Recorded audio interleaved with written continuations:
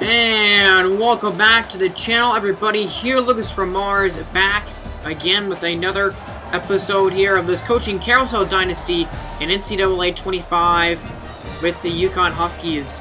And here's the introduction for Syracuse. That's who we're playing this week.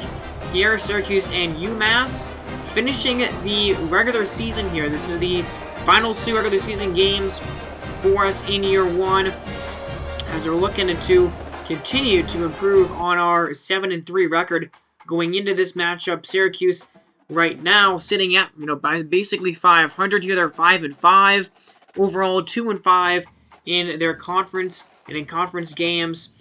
And I hope you didn't get too scared off by that mascot there at the very beginning of this video. But here's a look at Syracuse's schedule. They got a big win against Ohio, and then they got absolutely crushed by Georgia Tech right there, who's only 5-5 as well, so they have the same record as they do, but they got killed by them. Beat Stanford, beat FCS, killed UNLV, who was 3-5, or who was 5-5 in this game. Lost to NC State, who's 9-1 right now. That's not a bad loss for you. Pretty close game, actually. Beat Pitt here by 5. And this is their conference games here and their ACC matchups. Lost to Virginia Tech and also lost to Boston College.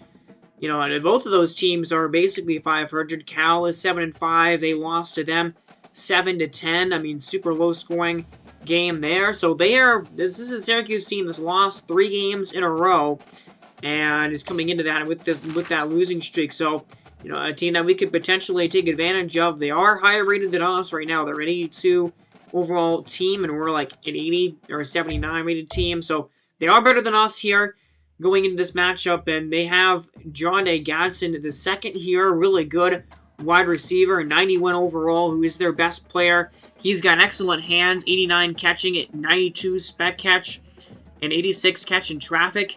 So he's a very good receiver here. He's got great hands, got great awareness as well, and is really fast there. The quickness at 90, speed at 88, acceleration at 90 there. So he's a pretty good and quick wide receiver for them.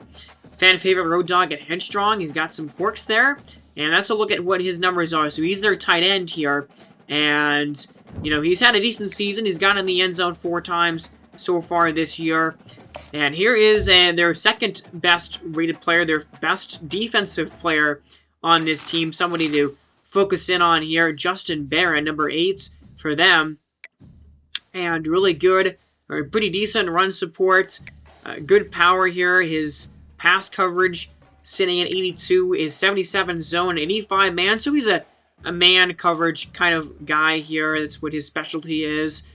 And he's pretty quick as well. He has 2 interceptions and 48 total tackles going into this game here today for Syracuse. So this is going to be a pretty tough matchup. This is going to be one of our tougher matchups that we've had this season, I think. Marlo Wax is also a really good middle linebacker for them at 89 overall here, and he's a senior. And then their running back is the Quint Allen. And I think he had a pretty good season in real life, and he's a great running back in this game. 86 overall. Got good elusiveness. Actually has good hands here, carrying at 90, catching at 80. So he actually can catch the ball out of the backfield as well. And, a little bit of power there, but 87 speed and 91 acceleration. Those are 2 really good stats for him. He's got a few quirks as well, or mentals, I guess. That's what they call him here. And looking at his stats this season, yeah, he's been really good. He's almost at 1,000 rushing yards. Probably will get that in this game right there. So that's a huge player to focus in on. Kyle McCord is supposed to be this team's starting quarterback, but he is out right now. He has been injured, and I don't know how long he's been injured for, but he's had a good season. 17 touchdowns, 4 interceptions. So he is not going to be starting in their quarterback room for them in this game. And the opportunity and the pressure to start is going to be falling to Carlos Del Rio Wilson, a 3-star high school recruit here, a junior, and a guy who significantly worse in overall. He's only at 76 overall, and looks like he's been playing for the last couple of weeks. And he's been pretty inconsistent. 590 total yards and 4 touchdowns, 5 interceptions. He threw 3 touchdowns and 3 picks against Virginia Tech. I mean, he's taken over as the losing streak right now for Syracuse has been when he's at the helm. So that's maybe something that we can take advantage of, actually, is just a different quarterback in the room and being able to take advantage of that.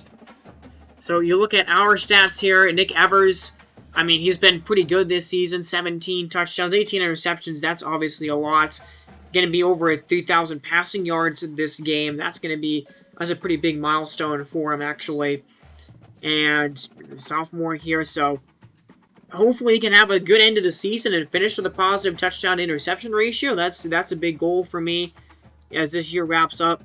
Cam Edwards, over 1,000 yards. He got that last week.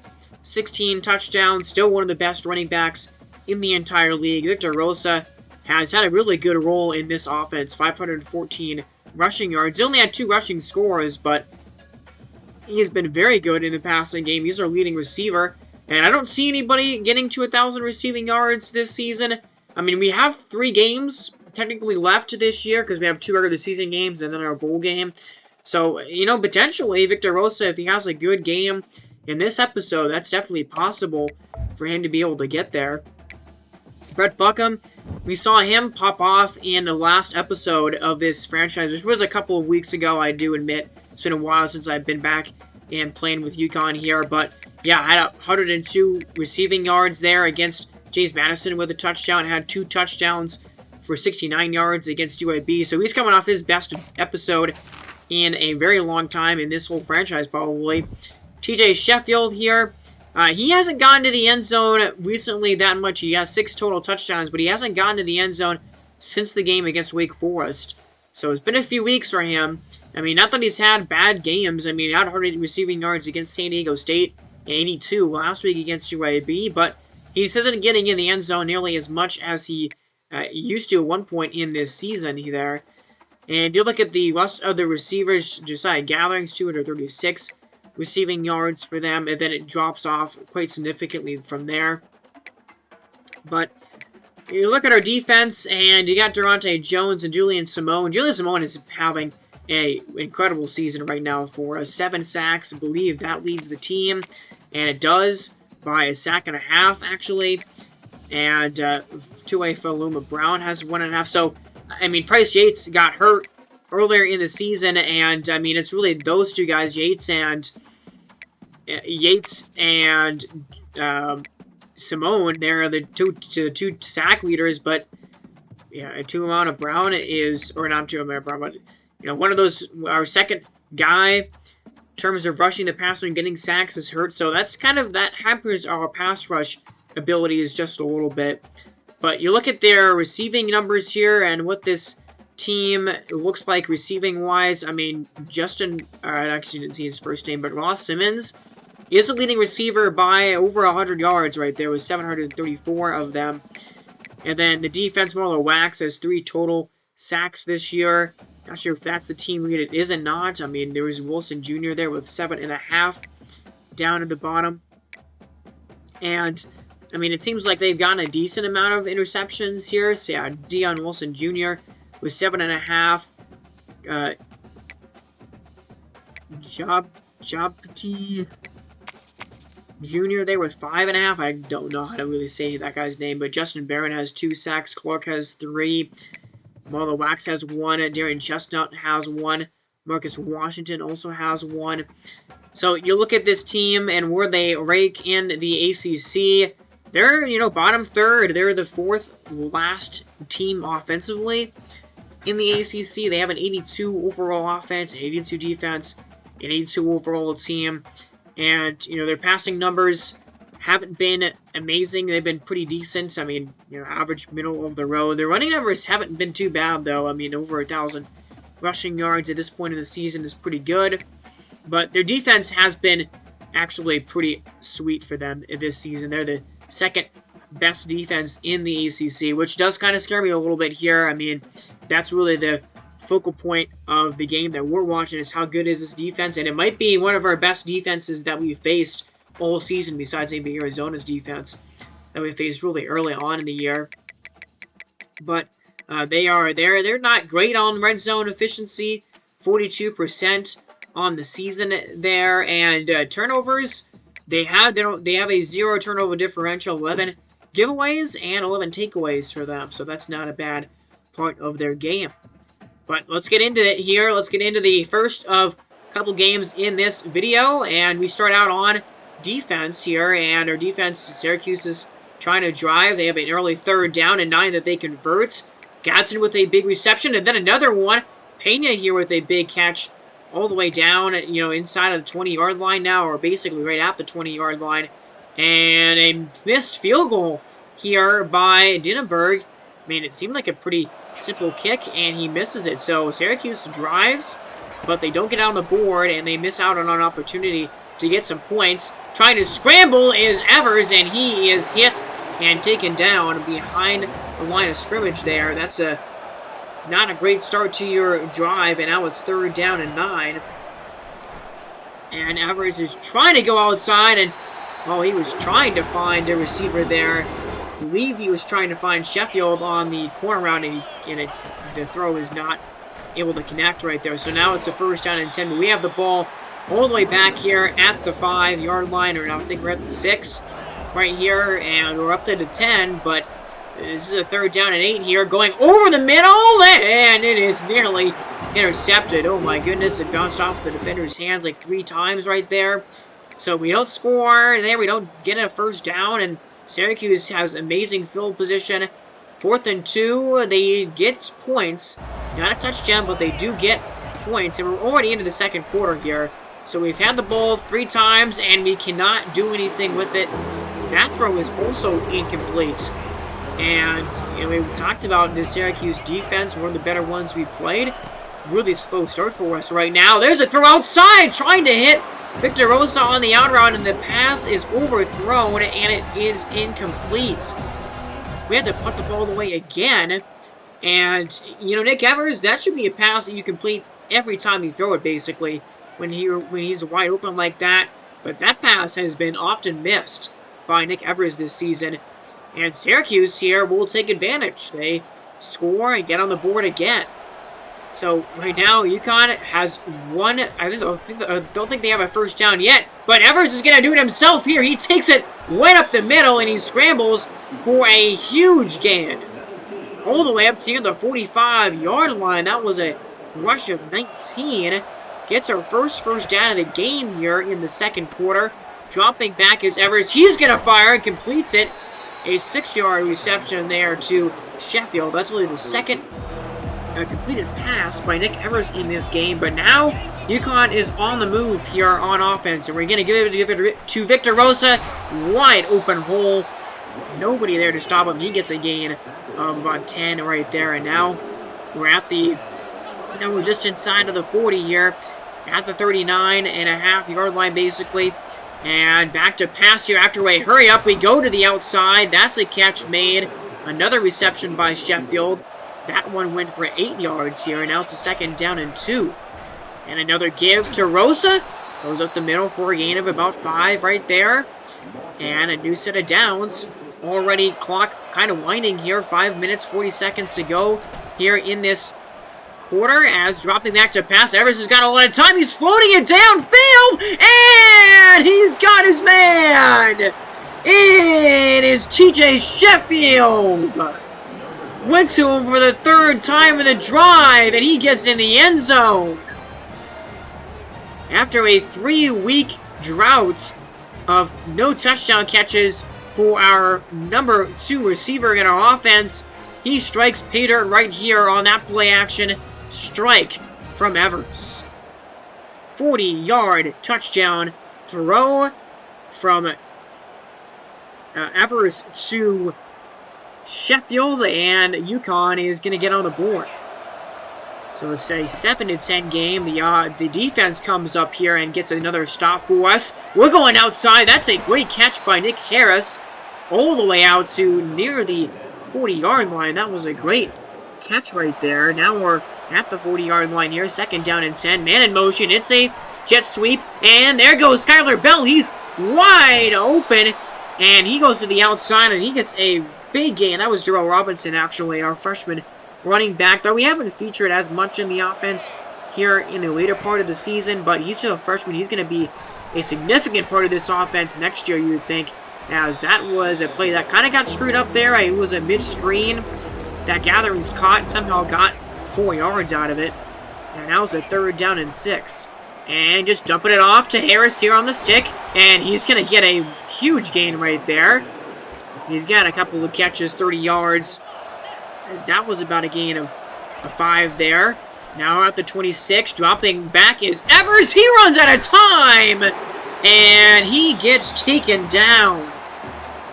Anwar Sparrow was in there, and I think Isaiah Hastings was also in there to take down the sack. Those two players combining, that was a big loss. We do get a good amount of it back here on this screen pass, but now it's 3rd down and 12. A minute 20 seconds left on the clock, and taken down for the 2nd time on the drive. Devin Grant, the safety, coming in on the blitz, and he gets home with nobody there to stop him. So now we have to kick a long field goal here, and this one is not going to be close. Had the distance right, but kicked it way off to the left, and that's the furthest kick that I've tried in this game. I'm not great at those longer field goals like that here, but now it's a 7-10 game. A defensive struggle here as we are now in the 2nd half already. So UConn gets the ball to begin this quarter here. Going outside, that's a man open. He's got Sheffield again. Another strike. TJ Sheffield is popping off in this game. He's back in form, and now we're in Syracuse territory. Inside of the 40, there's a run for Victor Rosa. He's got a gain of 5. Good carry there. 30 yards rushing. We haven't been able to run the ball super effectively yet in this game. There's a throw to Rosa. That's the completed reception I want to see right there on the out route, the slot drive play. And, man, he is open a lot of the time on that play. Makes a big reception. And now going to go outside. That's a catch and a run. There goes Nick Harris. He's inside the 10, near the 5, down to the 7. Nick Harris is making some big plays here in this game right now. So now it's a 2nd down and goal here from the 7. There's a flag thrown, but that's a throw, and it's intercepted. It is picked off by Elijah Clark, I believe, there. That might have been Justin there, and it's a penalty, but it's on us. It's on Chase Luntz and against UConn, so we're going to decline that. And we throw a pick in the in the run zone. That was a bad throw right there. I mean, when I first saw that guy, he looked open. Look at this. Oh, man, look at this return by Sheffield. Wow, it takes it all the way inside of the 40-yard line. That was a 20-plus yard return right there, I think. But luckily our defense gets a 3 and out. And now we get the ball right back here. We get it in plus territory, but that play was a disaster. So, man, a missed field goal, a huge interception there in the red zone. Can't make those type of mistakes. And now it's a 3rd down and 14. We're going with a screen pass, and Victor Rosa is going to get the yards we need right there. Wow, he gets a gain of 16 or so on that play on 3rd down and very long for us. That's a huge conversion. Now it's a 2nd down and 10. We're going deep with it, and we've got Sheffield right near the goal line. 87 yards receiving in this game, and that was his hardest catch yet, but he was open on the slant, and now we're knocking on the door. There's a give to Cam Edwards, and he is going to get in the end zone. Have not really said his name a lot in this game. He hasn't gotten out a lot of touches, actually, for us, and we haven't been able to run the ball very well, but he gets in the end zone. Again, 17th touchdown of this year for Cam Edwards, one of the best in terms of getting in the end zone this season in the NCAA.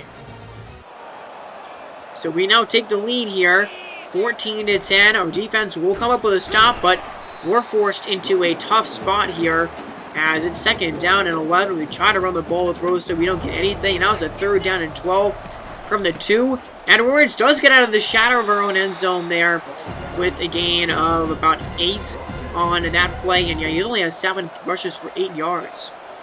So So Syracuse, they got a short field. They kick a field goal. And now it's 13-14.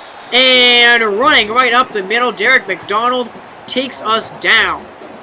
Third sack of the game for Syracuse so far. Now it's a 3rd down and long, 3rd and 8, going over the middle. That ball is knocked away. Good play right there. As number 15 knocks it away, and Syracuse gets the ball back. A chance to take the lead maybe here. And they do get a 21-yard catch, and then another long gain. 16-yard reception. But there's a couple of sacks. Wow, Lee Monte, this 3rd, gets in there for another sack. And a couple of big-time pressures right there for Syracuse to kick another field goal. So they now have the lead, but we still have the, we only are down by 2 here. A field goal would give us the lead again.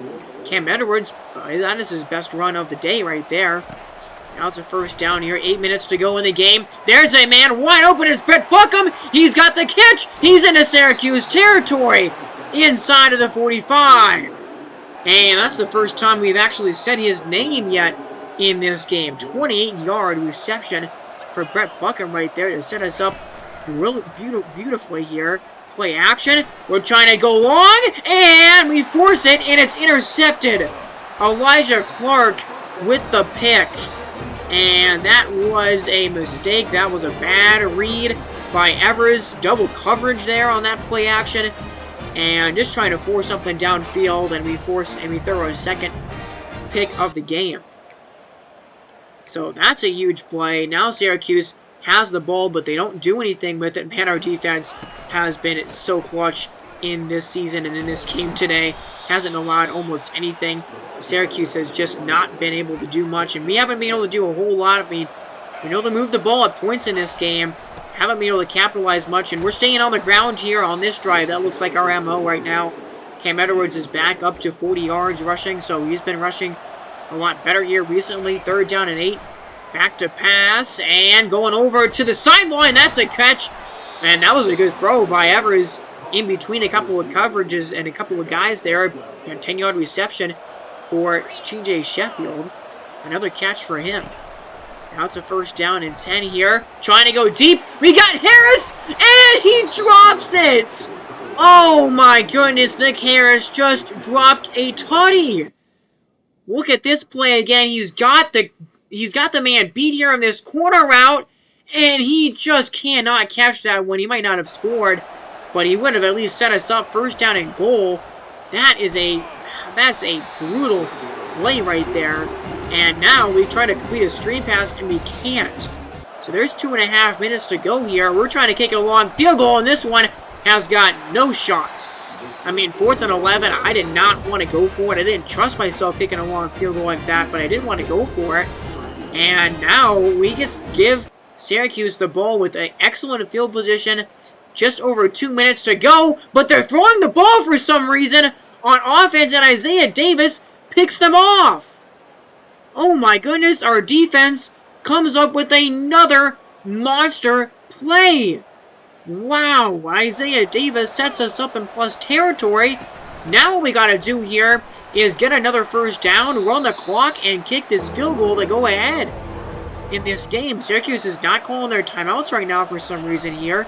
3rd down and 4, and that's a 1st down for Cam Edwards. Now Syracuse is taking their timeouts. I think they probably should have done that sooner, but now they're out of timeouts here. 3rd down and 4, not quite to the marker, but that's all right. We're going to take this clock all the way down here. There's only going to be 25 seconds about in this game, and that kick is made. Freeman does, in fact, knock that one down. That was a little bit shorter than the others that he had to attempt. And, we won the game on 2 last-second field goals against San Diego State and JMU, and now another monster late field goal here. There's less than 30 seconds on this clock. Syracuse has got to get into field goal range somehow. So 20 seconds left, no timeouts for the Orange. 2nd down and 10 here. That's a throw that is caught. A really good catch right there, actually. And now it's a 2nd down and 10. They're at the 45-yard line here, their own 45. That one's caught into UConn territory. Gain of 8 right there. Now it's a 3rd down and 2. Only 9 seconds, so you got 2 plays here in this game. Back to pass. He's taking a while here. He's going to the outside, but nobody open right there. And now with only 5 seconds left, I mean, this is it. This is the game here. They're going to have to try and throw this one up for a deep shot. And that's what they're going to do here. It's a Hail Mary try, and it doesn't reach the goal line, and it's knocked away, and it falls incomplete. And UConn is going to win it. They hold on and secure their 8th win of the year. And this winning streak for them here, well, they're back on it. They're going to be trying to get back on the winning streak. They lost the last game to UAB, and they're back to their winning ways. TJ Sheffield had an incredible game, one of his better ones this year, 99 yards and a touchdown for him today. And, you know, in a day when our offense really struggled at times, we didn't run the ball very well. We made a couple of mistakes, a couple of big turnovers, but, man, our defense came up with some clutch plays when we really needed them to. They held Syracuse to only 16 points, only 317 total yards, and, you know, of total offense here. And that interception at the end of the game, that was what saved it for us. After I missed that field goal, I thought we were going to lose this game. I thought it was over. But huge defensive stand for us. And look at these stats. This is the most even stats I've ever seen in this game right here. 317 yards of total offense for both teams. 73 rushing yards for us on 32 carries. Again, not great numbers there. But we only had 8 more passing yards than they did. 244 passing yards for us, 236 for Syracuse. They had, 5 less rushing yards than we did. They only had 68 rushing yards here. And, both teams had 14 third downs that they needed to try and converge. We converted 1 more overall than Syracuse did. And Syracuse went for 1 on 4th down, didn't get it. But both teams, or actually we were 50% in the red zone because of that interception that we threw. But yeah, we had 3 turnovers here, and I think we lost a fumble, it looks like there. I think we lost that on a kickoff return or something, on a punt return, because that was not a turnover that I committed there. The 2 interceptions were from me. But we also fumbled the ball, and our defense, man, they just held their ground, and they did not allow Syracuse to take advantage of those opportunities, and they got their 1 interception right when we needed them to. I mean, Syracuse had 7 more minutes of time of possession than we did. And Carlos Del Rio Wilson didn't really play that great. I mean, 16 of 30, 236 yards, no touchdowns, 1 interception. Definitely, not a terrible game for him, but definitely a game he could have played better in here. And for Nick Evers, same thing. I mean, our quarterback stats were very even in this one, it seems like here, but yeah, I mean, 121 quarterback rating for him, 19 of 32, 244 on the yards there, a touchdown and 2 interceptions. And Cam Edwards, I mean, he started really slowly. He only has 45 yards total running the ball.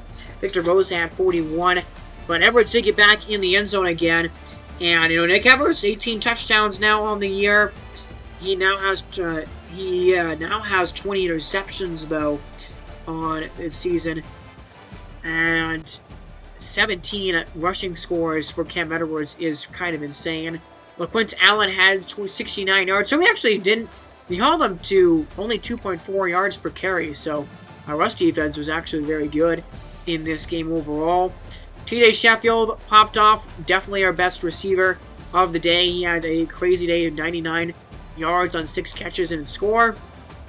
Victor Bosa had 37 yards on 5 catches. Nick Harris, man, he had a few really big catches. I mean, he had a few long catches, 44 yards, an average of 15 yards a catch. But, dude, he should have had that catch there near the end of the game. Probably might have been a touchdown if he caught that one, but definitely was going to be a big play. That was the big drop that we suffered there, and that was only one of only 2 drops we had in the game. Brett Buckham only had that 1 catch for us. Trevor Pena had 65 yards receiving. And Justin Ross Simmons had 59 yards receiving, including a long of 24. So, there was a couple of longer throws that Syracuse was able to do, but they weren't able to finish off for a lot of their drives with scores. They only got in the end zone once this game. And you look at our defense here, Liam Lamont III got a sack. Not our only sack of the game. Jack Barton also got in there for a sack as well. So 2 sacks for us, and they both came on the same drive, and they both came right when Syracuse was about to get in the end zone again. And then Isaiah Davis, the player of the game, a monster interception. I don't really know why Syracuse was trying to throw the ball when they were ahead in that situation. Run the ball, take it to the 2-minute warning, try and make us use our timeouts, especially when you have a good running back like they did in this one. But that's what they decided to do, and it backfired on them big time. Barron and Austin Clark, or Elijah Clark here, had the interceptions for us, and we highlighted Barron at the beginning of this game, and he ended up having a big day and a big completion and a big interception for Syracuse here in this one. And then look at the sack totals here. You had 4 sacks in total. Derek McDonald, Grant, Sparrow, and Isaiah Hastings had half of a sack for this defense. And Jacob Bradford apparently forced a fumble, and he recovered 2 of them. So probably recovered the fumble that he forced, and then maybe recovered a fumble that we forced as well when they were on offense. I'm not sure how he had 2 fumble recoveries, but either way, kicking Randy Dienenberg, he did have a miss, a pretty significant one actually, because they lost by 2. So, they lost by 2. So that miss that they lost by 1. Sorry, but yeah, that miss that he had was a pretty big one actually. And then Chris Freeman for us, only 1 of 3, 1 of 33 or 32 yards for him. I had a couple of longer field goals that just did not go in. But yeah, a pretty low scoring dual defensive kind of showing there. But yeah, a huge touchdown pass to TJ Sheffield. That actually wasn't a 40-yard touchdown catch there. That was only 26 yards, but still a long passing touchdown. And as we advance to the next week, there's some big news on the recruiting side of things for us. We get our second commit of this season here in the regular year, and that was Mitch Droege, who commits here he's at Egg Harbor City, New Jersey, wide receiver, 3-star for us. So that's a big commit right there. And now we can, be pouring some more points into some of these other battles that we have. We don't have much more weeks left in this season to actually, pour into some of these guys. But we'll see what we can do now in the recruiting stage of things with that commit. John Inakopali, I mean, we were first for him this entire season, and now all of a sudden Florida State is showing interest in him, and they have overtaken us in that race. That is really frustrating, actually. But FBS Independent Player of the Week is Lee Monty III, actually, for his 9 tackles. Okay, that's pretty big news for him there. But yeah, we're 8-3 now. When we're going into this matchup, we have one more game this season against UMass. This is a rivalry game for us. And we get Mitch Droege here, a physical wide receiver. But yeah, this is tough. I mean, we were first for Inakopali. Nobody was really showing him interest. And actually, it's UMass here. So, I mean, unfortunately, UMass, he's visiting UMass this week here. And I think even if we beat UMass, he's probably going to commit there because we don't have a visit scheduled the rest of the year. And same thing here with Jacob Brzezinski. I mean, we're first right now, but Rutgers gained a lot. And they have a visit with him. So he's probably going to commit there. It looks like we're going to get Worthy and Nash here. Although Nash, Florida State, has started to show some interest in Nash. So hopefully they don't try and really go after him. But Lasso, nobody has gone after him yet. Nolan Waiters, we are now in the lead for him over Boston College, but just slightly gained in this race for Buck Hyde, a wide receiver. Nicholas Schuler, cornerback, we're first for him right now. We are behind Rutgers for Bobby Parks, this defensive tackle. We only have 15 points on him. We have 50 to spend right now this week, and I think we're going to put some more points here onto Bobby Parks right now. And that is indeed what we're going to do. We're going to put 10 more onto him. Homer, we're first for him here. And, I mean, I think I want to try and put some points onto him. We're just getting into his top 8 right now, so this battle is still very early, in the very early stages, and we are going to put 25 onto him as well. We have taken the lead for Maxwell Vernon, although, we're not even in the top 8 yet there. Ari Anaku, a 3-star middle linebacker. We are putting 15 onto him right now here. We have overtaken Boston College were first for him. And you look at UMass here, we're focusing on them here and their schedule. They're 4-7, and well, you know, they started the season 2-0, but then they lost to Buffalo, who's not a very good team at 4-7 this year. That would mean they have the same record. And then they beat FCS, so they started off the season 3-1, and their season kind of fell apart from there. They lost by 4 to Miami of Ohio. Then they lost by 7 to Northern Illinois. And they got creamed by Missouri here, who is having an amazing season in this team. They are #1 in the nation. Let's go, baby. 10-1 right now on the record, but they got absolutely crushed by them. And then they did come back, beat another FCS school. They have 2 FCS teams on their schedule. And Mississippi State, they lost by 10 to them. And then they got crushed by Liberty, lost by 2 scores to Georgia. Their last 3 games have actually been really tough. And their schedule overall has been actually kind of difficult, aside from them playing a couple FCS schools. But they are slightly lower rated than we are right now in this game. We're 78, and they're 77 overall. And their offense is the worst out of all the FBS independents right now. We have the best. I mean, our offense is one of the best in the nation. I mean, we have over 800 more yards than Notre Dame does. But they are the best defense in terms of FBS independents. I know it's a smaller sample size here with only 3 teams to compare to, but I mean, they have a lot of 200 less yards than our defense has this season. But it does look like they're kind of susceptible to the run. Their running defense isn't that amazing. And conversions, that's where they really struggled, man, this season. Wow, only 23, or is that 33? 23 or 33% converting. That's really bad. They're only 37% in the red zone here. So their conversion and their red zone efficiency numbers are not very good at all. And they are only -1 in the turnovers, and ignore our turnover differential. It's kind of one of the crazy things about our team is how we have so many wins with that kind of a turnover differential. But either way, we're looking to UMass here, and their roster only has, I think, 3 guys over 80 overall. And their best player is free safety Tyler Rudolph, who's a 4-star high school recruit right here. And his run support isn't great. His awareness is decent. His power isn't bad. I mean, it looks like he has a lot to grow into here. He's got a lot. And I mean, none of these skills are very even close to being capped out. But 77 zone, 71 man. I don't know. I mean, I'm not too scared of being able to throw against him. He only has 1 interception, 27 tackles this year. And then tight end. Their tight end is Dominic Mazzotti here, their best offensive player. He's an 81 overall. And, I mean, 2-star high school commit here. He's 6'4", 223. And he's got good hands. 82 catching. That's pretty decent there.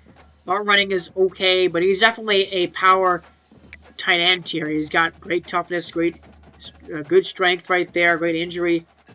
And, I mean, he's fairly quick, though. 79 speed, 89 acceleration. That's a really good stat for him. 450 yards receiving for him and 3 touchdowns. 42 catches for him total on the season here. And this will be UMass's last game. They're not playing any bowl games here this year. So, Blake Ellis is a cornerback for them. He's an 81 overall. Jalen Stewart, an 80 overall. And their quarterback here is Tayson Fomachan. I have no idea. The P is probably silent, so it's probably a Homachan. Sure. I mean, that's a really long and pretty complicated last name right there. I don't know if anybody could spell that, even if they tried, besides, people that know him. But anyway, he's not an amazing quarterback here. He's only 75 overall. He's fairly mobile, though, and that's kind of scary for our defense here. It doesn't look like he's been the starter all year, actually. He only has 9 touchdowns and 5 interceptions, less than 2,000 passing yards, so I wonder if maybe he hasn't been the starter. We'll look at the rest of this roster, but maybe he is, and he just doesn't have a lot of a lot of stats right there and hasn't been super effective. But Jackson Paredes is this team's running back, and he's much more of a power back for them. 544 yards, 9 touchdowns. That's pretty decent. He's getting in the end zone a decent amount there. And then wide receivers, the other highest rated wide receiver out is Frank Lanson Jr. here, is 76 overall. Star development has good release, but his route running is just okay. I mean, his stats are just alright. And he's got 4 touchdowns, 500 yards receiving through the air. So he's actually not, it doesn't look like he's their best receiver or their guy that's got the most yards for them. But here we are. This is a road game, so we're on the road to take on UMass here. This is, again, a rivalry matchup. And the first time of many probably that we'll be playing UMass, who will be moving to the MAC in the next season. So they're going to be in a whole different conference next year. And I do think that, not next season, but the next season after that, especially if we're going to be consistent and if we're going to have another good season next year, I definitely see us probably moving to a conference in a couple of seasons here. And right off the gate here, first snap for us on offense, we go to Nick Harris again, and he's got another good catch, and he's got a lot of yards right there as he takes it all the way past the 30. So now we're at the 32-yard line. First down and 1 for Victor Rosa, and he's going to get a decent gain there of 6 up the middle. 41 yards rushing for him the last time he was out there. 3rd down and 4. Going on the shallow, but Bookham has got a catch, and he's got a good gain of about 4 or 5. So a new first down for us. We're on the move here on the first drive of this game. Now it's a 3rd down. We're going to gatherings here out of a wide receiver mid-screen, and it works wonders. That's a great play right there. And that's going to be giving us another first down. Now into UMass territory here. We're going with another screen. Going out to the outside. A great spin move by Sheffield. Wow, what a play. And he's going to get down near the 15.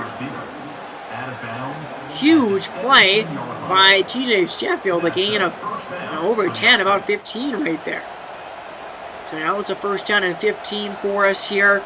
And we got to get this ball off here. Only 1 second and left. And we have a man in motion. Is Victor Rosa here on the jet sweep. He's got the edge. And he has got the end zone. That is a touchdown. 6 receiving tutty for Victor Rosa this year. And he only had 37 yards last week. Looking to pick up his offensive production. And he gets in the end zone right there. I mean, the jet sweep is such a good play. And that was an awesome drive by UConn here to start this game off. Now Sheffield's got it here on the return. He's got another pretty decent one there. Right up the middle, right near midfield. This is where UConn is going to start with their second drive of the game. So here's a 3rd and 5. Everett's dropping back here. He is going long, and that ball knocked away. Pretty dangerous pass right there. Tyler Rudolph was out there in coverage, and he knocks the ball away. That was a 3rd down and 4 for us here. And trying to escape, and not getting anywhere. Getting taken down for a huge loss. Royce Julian there on the sack, and it's away. That sets us way back.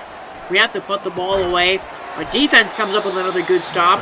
Nick Harris catches another good pass right here. Gain of 11 right there. Now at the 40. And it's another screen. And this time Cam Edwards out of the backfield gets a gain of about 9-10 yards on that screen pass. So now it's a 3rd down and inches, and that'll take us here to the end of the first quarter. A quarter that was pretty much dominated by us right here. And we had one really good drive. We had a drive that stalled out near midfield, but no passing yards, only 40 rushing yards. So only 40 total yards for UMass. We have 109 yards so far. And on 3rd and inches, we just run it up the gut with Cam Edwards. He gets a gain of about 5 there, and it gets us a first down. 2nd down and 12, man in motion again. We're going with another screen. Rosa's got a good carry here, and he gets a gain of 9 yards out to the 38-yard line. Well, 3rd down and 3 here, and we go back to the ground. We go back to Victor Rosa. And he's going to get us a first down, a gain of only about 4 there, but it's enough to move the chains. And I mean, the difference between us in this game and us against Syracuse is really stark right now. Our offense is moving the ball very effectively. Victor Rosa, man, he's been touching the ball almost every single play here. And this time we're getting underneath to Josiah Gatherings there on that levels route play. And now it's a second down and 4. And tossing it to the outside. And he's got the corner. Cam Edwards. There he goes. And he's going to score on a speed option. And we toss it out at exactly the right moment. Cam Edwards has enough speed to get around the edge. And he's going to strike pay dirt again. Third time in this episode. Second time in this episode. First time in this bowl game. 18th of the season. There's a run now, and hurling over, I think one of our guys that was on the ground right there is Victor Rosa. He's got 26 yards rushing right now, and he's got about that much receiving as well. As there's a fumble though, and that ball's on the ground, and it's picked up by the defense. Sudoku Igwanagu picks up the fumble recovery, and that was Lois Julian getting in there again and forcing the turnover.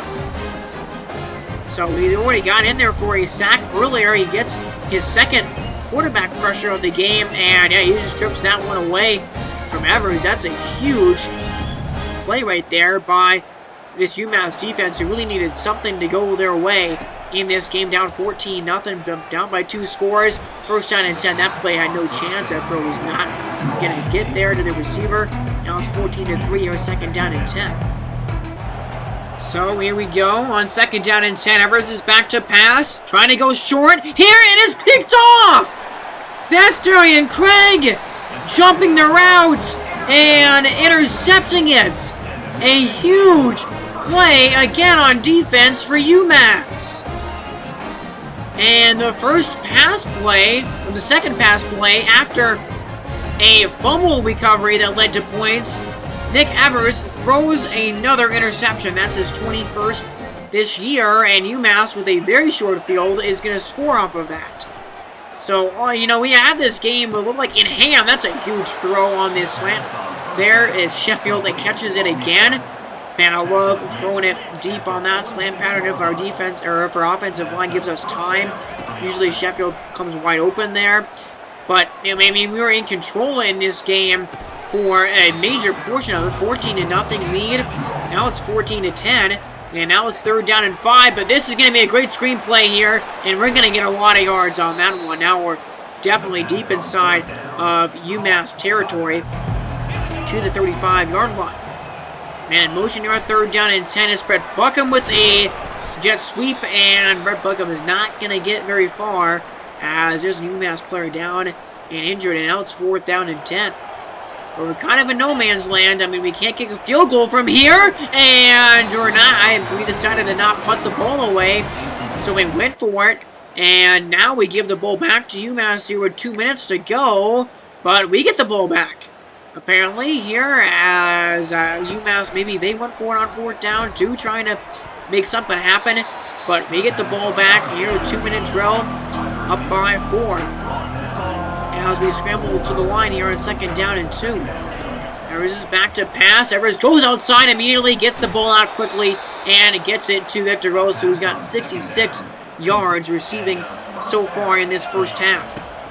Now it's a second down and 10. There go down the middle. That's a catch and a gain of about 10 by Brett Buckham. That's his second catch of the day. He only had one catch in the game last time, the whole way through against Syracuse here.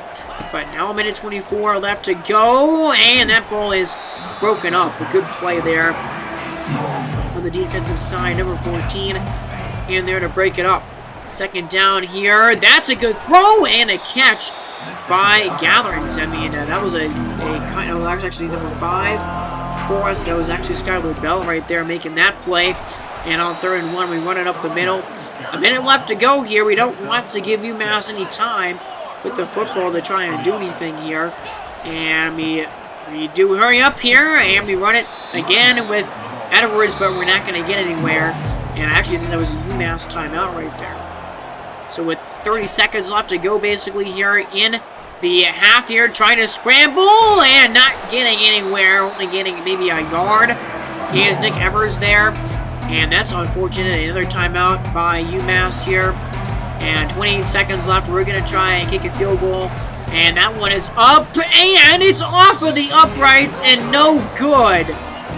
And Chris Freeman struggles with the field goals here, continue in this game or in this episode. That's his 4th miss of the episode, and pressure on Evers immediately almost here. And he has no chance to get that ball anywhere, so we have to punt it away. And our offense has kind of stalled. I mean, a couple of bad turnovers. That's a huge play by UMass, but our defense is going to come up with a clutch stop. UMass does not get in the end zone, and we are still ahead, but it's only a 1-point game. So our offense needs to get back in this game here, needs to kick it into high gear, as that's a run of about 9 by Edwards here, and now it's a 3rd down and super short. Are we going to go to the ground again? We will, and another long gain. Wow. That one about 10 yards right there for Cam Edwards. We're now to midfield here on 3rd down and 3, and another great run. That's a gain of 8 right there up the middle and a new set of downs. So 1st and 10 from the 42, and in motion here, and it's double play action. We're going over the middle. That one's caught. Great grab by Harris, who is out to the 25. And that's a gain of almost 20 yards right there. About 18, I think. And now, man in motion, we're going to Rosa again here on the jet sweep. He makes a move down to the 10-yard line, basically. Into 15 through the air on that jet sweep for Victor Rosa, who's up to 82 yards on the game. Now our offense is moving. Now Evers is scrambling. He's going up the middle, and he almost gets in the end zone there. Thank goodness he did not fumble on that play. Now it's 3rd down and inches from the 1. You know who we're going to. And it is Cam Edwards. And of course, he's going to get in the end zone. Number 19 for him on the season. 3rd one of the episode. And that was a monster drive for us there on offense as we take a 8-point lead here with the extra point up and good. 11-play drive, 3 minutes and 3.5 minutes basically off the clock there. Huge play for us. Paradis with a 26-yard run, and oh my goodness, Paradis with a 35-yard run. And our defense getting gashed at the middle, and absolutely gashed on this drive. Our defense here has been playing really well up until this point, but they give up a touchdown, a 6-yard touchdown to Galvin there, their receiver, and a 2-point conversion that is successful. So we're tied here. UMass was down 14-0. Now we're tied at 21. There's a run on the outside for Edwards. He's got a good gain out across the 40. 75 yards on the ground. He's back to having those near 100-yard rushing games. And on this toss play, he's got a lot here. And out across the 50, down to the 45 on the other side. A gain of about 10 yards right there on that play. So we're now into the 4th quarter here. It is crunch time in the last game of our regular season. That's a throw and a catch, 4 yards, or 6-yard catch for Brett Buckham there. Now it's a 3rd down and 2. And trying to go right up the middle here. I mean, that was a slant pattern, or not a slant pattern, but a cutback route that we called, and no room for Evers. We have to punt it away. But luckily our defense comes up with another stop. So we get the ball back again here, 2nd down and 1, and now after that 9-yard run by Edwards, we're going to feed him the rock again. He's got a 1st down, not much there on that play, but he's up to 99 rushing yards on the day now. 3rd down and 6, going to him again on a screen pass. He's got the blocking, he's got a good gain, and he's down near the 35. 257 passing yards right now for Nick Evers in this game. This has been a pretty good game for him. Of course, the 1 interception, but other than that, he's been really good with his decision making, and that's another throw and catch to Gathers. So kind of want to chew the clock here a little bit. And now we're going to go outside, and Nick Harris is wide open, makes a move, and gets down inside the 5. 20-yard reception to Nick Harris. And I feel like we've called his name much more in this episode than we really ever have this season. He has made some really great catches so far in this game. So now we're at the 4, and going out of the backfield and catching it and getting in the end zone again is Cam Edwards. Out of the backfield this time, and from 4 yards out, he gets in the end zone, this time through the air. His first receiving touchdown of the season this year. And great read right there by Edwards. He's kind of seeing that nobody there that nobody that we're calling on these shallow routes on that play are getting open. They're all getting covered on man coverage. And we go to the guy out of the backfield, and then another huge turnover forced by our defense. Zachariah Spears, a short safety with, I believe, his second interception of the year. And now we're set up in business, baby. We're up by a touchdown. We got the ball in plus territory. Victor Rosa's going to run a great run right here. He gets right near the first down marker. 3.5 to go. We're milking this clock. We're giving it back to Rosa, and he's getting a big gain right there. Gain of about 7 or 8 right there on that play. Now the clock ticking. Under 3 minutes to go. Going to Sheffield here on the screen. Sheffield running right up the middle of the field. Gets a gain of 8. I mean, his score right here on this drive would just about end it. We need to get another couple of first downs, and that's a first down, and we can't get any more first downs before we get into the end zone. But over 100 yards for Cam Edwards today on the ground. So we give it to Rosa. Rosa gets a little bit closer to the goal line here, but the name of the game for us right now is waste these timeouts for UMass. They only have 1 left here. 3rd down and goal. Going towards the end zone, and it is dropped. Oh, man. I mean, that was a touchdown. Brett Buckham had that ball in his hands in the end zone, and he can't bring it in through the contact. So we do save UMass a timeout right there on that play, I guess. But we do get some points. We're now up by 10, and only 1 timeout, only about a minute left here. And these are not big plays right now happening for UMass. They're not getting big gains. That's a big play. That's another big play here, but they only have 22 seconds left, and they score, but they score with the clock running out. And that's going to do it, as we are going to hold on here in this one. UMass scoring that last-second touchdown, but it's not enough. They don't have any more time on that clock, and UConn wins gets this win here, 39th win of this series between these two teams, and that is going to end our season here on a 2-game winning streak and bring us our 9th win of the season. And, again, initially, I think we kind of dominated this team here overall, and I mean, we still had, about 100 more total yards than they did here, 450 for us, 356 for UMass, but UMass, I mean, in their second half, they were running effectively. I mean, 137 rushing yards, so they ran the ball really well, and their offense was overall a lot better. It's starting in the second quarter, really, but I mean, we also had some self-inflicted mistakes there in the second quarter and kind of the beginning of the third as well that led to some points for UMass, but 14 of 21, really good on 3rd down in this game. UMass was not that great. 4 touchdowns, 1 field goal, 83% in the red zone. UMass was 80% in the red zone. 2 turnovers for us, a lost fumble and an interception. UMass did score off of both of those turnovers, and that was really the biggest reason why they were even in this game in the first place. But total yards, almost 600 for us in this game, over 430, I think, for UMass there, it said. And Tyson, he didn't do that amazing. I mean, only a 51% completion percentage. 2 touchdowns, 1 interception, 200 passing yards total. Nothing really impressive there for him in this game. Nick Evers, meanwhile, 49 attempts here, 63% completion percentage.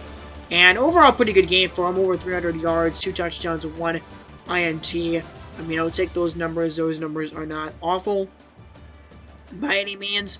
And, you know, at this point now, he has 20 touchdowns and 21 interceptions. So, in this bowl game, he's going to throw for more touchdowns than picks, and he might have a chance to have more touchdowns and picks overall in the season. Cam Edwards, 102 rushing yards, 2 touchdowns on the ground. He had another through the air. Jackson Paredes had actually a really good game, 120 rushing yards and a touchdown for him tonight on 13 carries. And then their quarterback, 10 rushes, 24 yards there, and nobody else really did much for them on the ground. But receiving, man, the receiving game was working for Victor Rosa today. Another one of his better games of this season. 8 catches, 98 yards, a touchdown on a jet sweep play. And Nick Harris, again, had an actually really decent game here. 7 catches for him. He had 68 yards total, including a long of 20 there. Sheffield, 4 for 58. Not as many big plays for him in this game, and did not get in the end zone again. Gatherings had 37 yards on 4 catches. Buckham, 4 catches, 21 yards. Edwards, 3 for 25, and his first passing touchdown or receiving touchdown of the year. And then Sterling Gelburn there had one of the 2 receiving touchdowns for UMass there, 42 receiving yards. He had the most receiving yards out of anybody. Actually, nobody had a ton of receiving yards for this team. Nobody absolutely popped off. Anthony Simpson had 1 catch. It was a touchdown reception at the very end of the game. But yeah, nobody really popped off for the UMass team in terms of their, rushing defense or rushing offense. No, never mind. In terms of their passing offense and their wide receivers, but overall had again a pretty decent day offensively, all things considered. 15 tackles for Stewart, 15 as well for Craig. I mean, those 2 guys, middle linebackers there, and they kind of dominated. He got a lot of tackles. That's a good sign for defense usually. And then Joyce Julian, man, he had an awesome game. 3 sacks, including a forced fumble, and the only 3 sacks of the game for UMass. And then Darian Craig, middle linebacker, 15 tackles, and he also got a pick. So, really good game for him, the junior from Florida. And then, yeah, as I already mentioned, Julian with the fumble, and Zacuto there with the fumble recovery. And that resulted in 3 points for UMass. And on the defensive side for us here, not a lot of guys with a ton of tackles here. Jack Barton had 4. Stan Cross, free safety, had 7 total, including 5 solo. Jack Barton had a sack. It was only a 1 of 3, it looks like, for us in this game. But then we had a lot of guys combined for, half of the sacks here and there. Fuller, Stafford, Julian Simone, and Hardy as well. So 4 of those guys with half a sack. And then a huge interception by Zachariah Spears. I mean, our defense in the last 2 games, it was a close game, and our defense came up with monster interceptions to basically hand us points. I mean, we're right in field goal range when we got that interception in the Syracuse game, right in field goal range there in that game against UMass. So we finished the year with a 2-game winning streak, and we finished the year 9-3 overall. And I gotta say, this is way better than I thought we were going to do this season. I thought we were maybe have a chance to get to a bowl game, but I did not expect us to be able to do what we did this year with our record. And I didn't expect this either. I didn't even know that Nick Evers was about to do this, but he actually broke the passing record yard in a season for UConn in their school's history. He has 3,548 passing yards this year, and that is the most that anybody's had in terms of a quarterback for the UConn Huskies in their program's history. So that's pretty cool. I didn't know that he was really even close to that, but, I mean, he has had a lot of passing yards. I mean, I wish the interceptions were a lot lower for him, but that is pretty cool. I will give him that. That's a really cool milestone to reach, and doesn't look good for Riley Parks, and, oh, man, that sucks, man. John Ian Capali, we had him, I thought, for a very long time, but he does commit to UMass after that visit that they had with them. So we lose out another big recruit right there. Cam Edwards gets the Independent Offensive Player of the Week for his performance. And now we're in a bye week. This is week 15, the Army-Navy game happening here in this week. And I thought I would do this here. I thought I would highlight some of these conference championship games. Of course, we're not in the conference championship games week here, but you'll see what the matchups look like in the conference championship week. And I thought it would be cool if I could hop in a couple of these games and see what was going to go on here. We're not ranked or anything right now. We're not going to be in the playoff conversation. But you got to work in at 12-0, which is what they were in real life here. Missouri at 11-1, NC State at 11-1. Those two teams outperformed what they did in real life for sure. Georgia 10-2, Utah 10-2, West Virginia 10-2. They're way up there at number 4 in the nation. Ole Miss at number 7. Florida has had a crazy season this year in this game, 9-3. Overall, they're the 8th team ranked in the nation. Notre Dame, Penn State, Miami, who actually lost to Syracuse like they did in real life. That's kind of crazy. They were number 3 in the nation. Now they dropped all the way down to number 11. Oklahoma State, Cal, okay, 9-3. Texas State, 11-1. That's crazy. They're number 15 in the nation. Alabama has 4 losses. So does Texas. They're both pretty low right there. USC with 3 losses. Virginia Tech, 8-4. They're 19th in the nation. They're Louisiana, 11-1. Well, Texas, 11-1. And this is just insane to me. Florida International is 10-2 in this sim. Okay? And like the opposite of what's happening in that game, and that sim, or in that franchise that I'm doing in this real life here. But that is crazy that they're 10-2. I don't even know how they're doing that. But yeah, Aiden Kabale, we have to take him off our board. We're not getting him. And I don't think we're getting Brzezinski either. Rutgers has overtaken us in this recruiting battle, unfortunately. And man, it just sucks. I mean, we're trying everything that we can. We can't put any more points on them, but we're just not. We haven't won a really close recruiting battle, I don't think, all season, basically. And Jermaine Worthy, we are first for him right now. We're pumping as much as we can into him. I think we're going to get him. Angel Nash here. Florida State, they got to watch them because they scheduled a visit for him.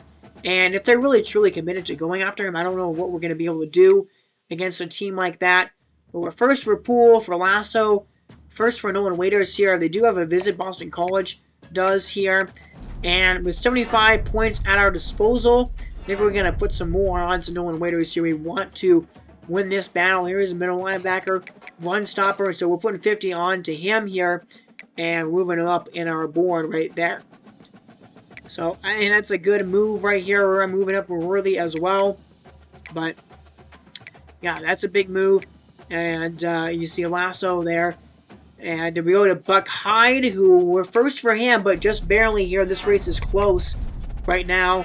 And he's a wide receiver from Maryland. And we're gonna go all in, put 50 points on him. Move him up in our board. And we're gonna add John Miles to our board. Andre's Bullet, a free safety. And Hunter Abraham as well. And Donnie Eifert as well. So we're adding these guys to our board. We're giving them scholarships here. We're putting points on the Bullet. We won't see what these races look like really after this week because there's not any more recruiting after week 15, after the conference championship games. But yeah, I thought it would be interesting if I kind of honed you in on a couple of these conference championship matchups. You got Florida National, Western Kentucky, Utah, West Virginia, Bowling Green, Toledo, Texas State, Appalachian State, North Texas, Tulane, Fresno State, and Boise State. Missouri and Florida for the SEC Championship is a wild matchup there. Miami and NC State in the ACC Championship game.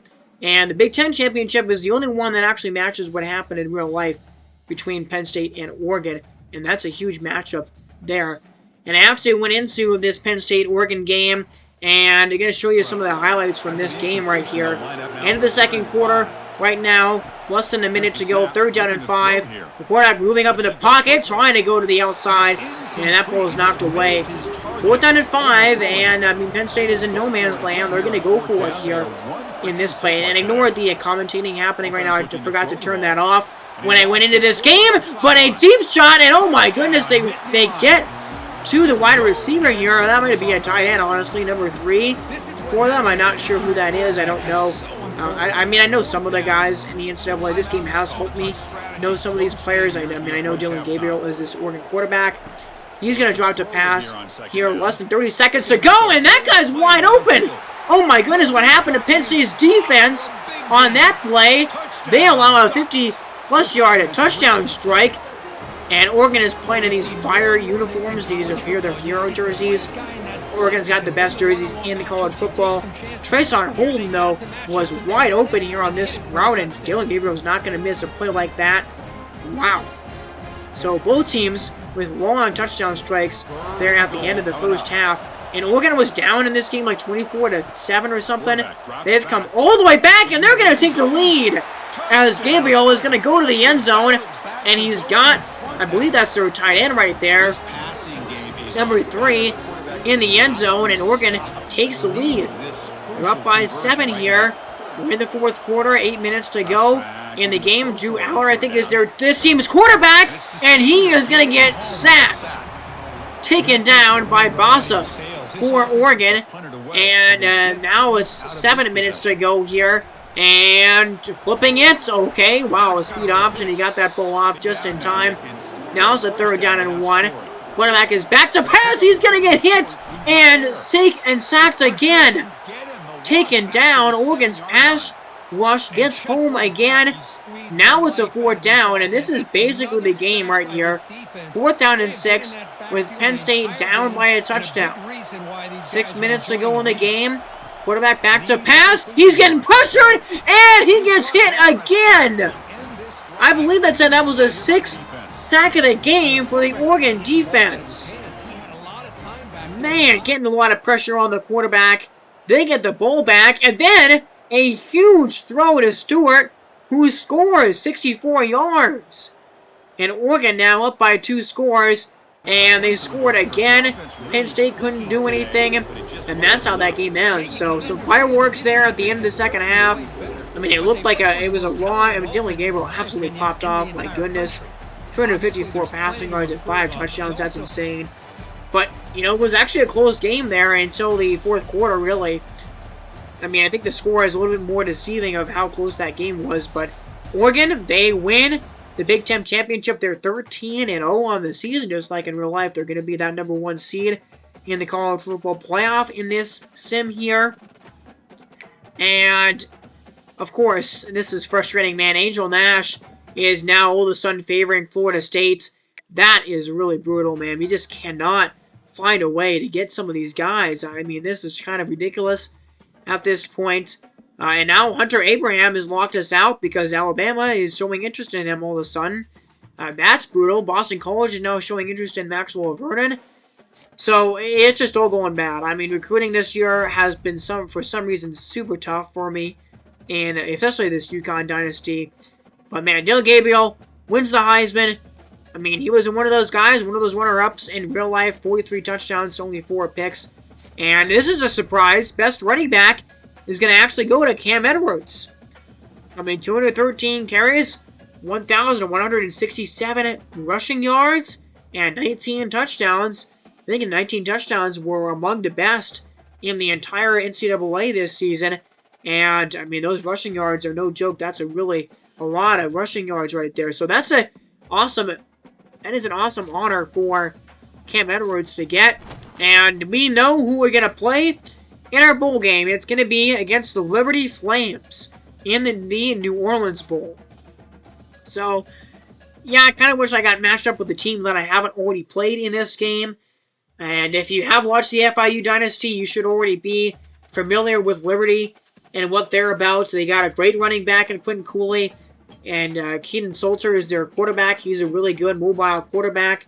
So I think we're going to have our hands full on defense there. Our defense is going to have to slow down the run and overall to slow down the offenses in that game.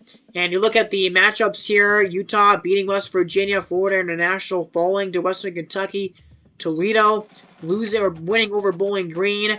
Appalachian State winning over Texas State in a crazy game, actually. Tulane crushed Texas. Boise State beat Fresno State. Missouri kind of got crushed by Florida. And Miami won that game, it looks like there. or maybe they didn't because they were not in the... Actually, NC State won that game because Miami's not in the bracket. But here's the bracket. And you got Georgia, Notre Dame, Penn State, Ohio State, and Oregon. Four teams that are in this bracket are actually in the college football playoff in real life. So, I mean, there's a lot of...